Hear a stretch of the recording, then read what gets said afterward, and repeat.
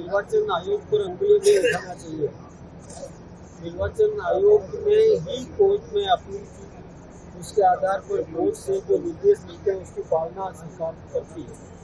निर्वाचन आयोग आज अधिसूचना जारी कर दे, हम तो तैयार बैठे, चुनाव के लिए एकदम तैयार। जब चुनाव निर्वाचन आयोग कराएगा हम तैयार हैं। इसलिए विपक्ष ये बात कहे कि हम चुनाव टालना चाहते हैं, ये सही नहीं है। ये लोकतांत्रिक संस्थाओं पर एक आरोप लगा रही है विपक्ष, ऐसा उनको नहीं करना चाहिए।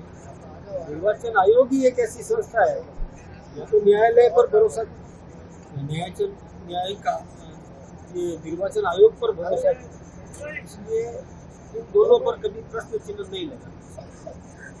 पूरे देश का हमारा नेतृत्व प्रयास कर रहा है कि विश्व में शांति स्थापित हो। हमारा नेतृत्व बहुत चिंतित है। अभी आपने देखा होगा कि बांग्लादेश में भी लोकतंत्र कायम करवाने में हमारी नरेंद्र मोदी जी की बहुत बड़ी भूमिका रही थी। कई बार उन्होंने चेताया भी, सावधान भी किया, और एक वहाँ पर संवैधानिक एक लोकतंत्र वहाँ स्थापित हुआ। बिगाड़ होता है, कहीं पर भी बिगाड़ होता है तो चिंता सबको होती है।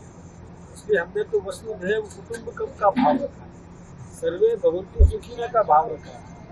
हम ही एक ऐसी है संस्था, हमारा ये एक ऐसा संस्कार है जिसमें हम चाहते हैं कि जीव मात्र के प्रति दया का भाव, ये केवल भारतीय संस्कृति है जो दुनिया को देती है। कि विश्व में जो देश लड़ रहे हैं, ये मैं सोचता हूँ कि इसमें कई निर्दोषों की जान जा रही है। इससे दुख हम सबको होता है।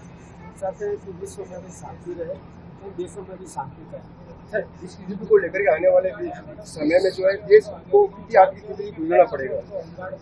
कहीं भी युद्ध होता है तो हानि होती है, युद्ध में लाभ नहीं होता, युद्ध में हानि ही होती है। इसलिए जो देश लड़ रहे हैं, एक दूसरे के धरातल को समाप्त करने का चल रहा है, शस्त्र से हमले हो रहे हैं, कहीं ऐसा ना हो कि ये बढ़ते बढ़ते और बढ़ जाए, इसको रोकने की जरूरत है।